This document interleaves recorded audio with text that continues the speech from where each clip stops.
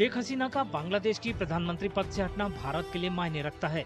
हसीना भारत की बड़ी सहयोगी थी, जिन्होंने दोनों पड़ोसियों के बीच अहम रक्षा, आर्थिक और सांस्कृतिक संबंधों को बढ़ावा देने में मदद की। भारत इस वक्त पश्चिमी सीमा पर आक्रामक चीन और पाकिस्तान की चालबाजियों से जूझ रहा है। बांग्लादेश में जारी हिंसा और उठापटक की वजह से भारत को अपनी पूर्वी सीमा पर भी अस्थिरता का सामना करना पड़ सकता है। The difficult part starts now as to what kind of economic governance architecture, political governance architecture Bangladesh and the interim government is going to create, which means that there is going to be a lot of political, economic uncertainty, policy uncertainty for a while. And that means that all the projects, for example, that India has signed with Bangladesh, they would be at a standstill. Bangladesh Bharat का 25वां सबसे बड़ा व्यापारिक साझेदार है। भारत ने पिछले 2 दशकों में इस रीजन में अहम निवेश किया है।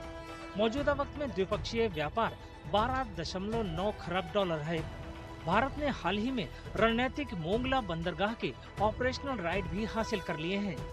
बांग्लादेश में राजनीतिक उथल-पुथल, चीन के बढ़ते असर और पाकिस्तान की खुफिया एजेंसी ISI की बढ़ती दखलंदाजी के डर की वजह से सब कुछ खतरे में पड़ गया है।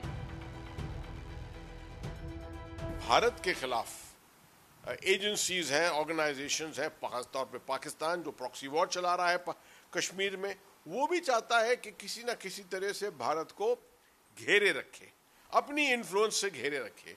चीन उसके साथ है। चीन भी बांग्लादेश का सबसे बड़ा ट्रेडिंग पार्टनर है। बांग्लादेश की फौज के पास इक्विपमेंट जो है वो ज्यादा चीन का इक्विपमेंट है, तो चीन की भी इन्फ्लुएंस है यहाँ पर।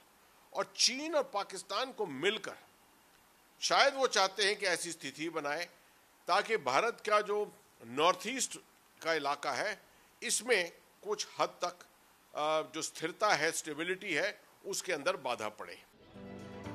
भारत पश्चिम बंगाल, असम, मेघालय, त्रिपुरा और मिजोरम में बांग्लादेश के साथ 4000 किलोमीटर से ज्यादा सीमा साझा करता है। इन दशकों में खासकर अस्थिरता के दौर में सीमा पार से लोगों का लगातार आना जाना लगा रहा है। जानकारों का मानना है कि ये और बढ़ सकता है। We have a 4,000 kilometer border with Bangladesh. We have declared a curfew on the Indian side 200 meters to make sure that there is no influence. But this is the biggest worry for Bangladesh, that since there is this long land border, that people, whatever happens inside Bangladesh, any instability spills over on the Indian side of the border. So we are worried about it. Sheikh Hasina के सत्ता और बांग्लादेश छोड़ने के बाद भारत को कई मोर्चों पर कूटनैतिक और रणनीतिक चुनौतियों से निपटना होगा। वो एक और दुश्मन को पैदा होने और बढ़ने का मौका नहीं दे सकता। हालांकि ये देखना अभी बाकी है कि बांग्लादेश के मौजूदा हालात भारत के लिए फायदेमंद होंगे या उसे नुकसान पहुंचाएंगे।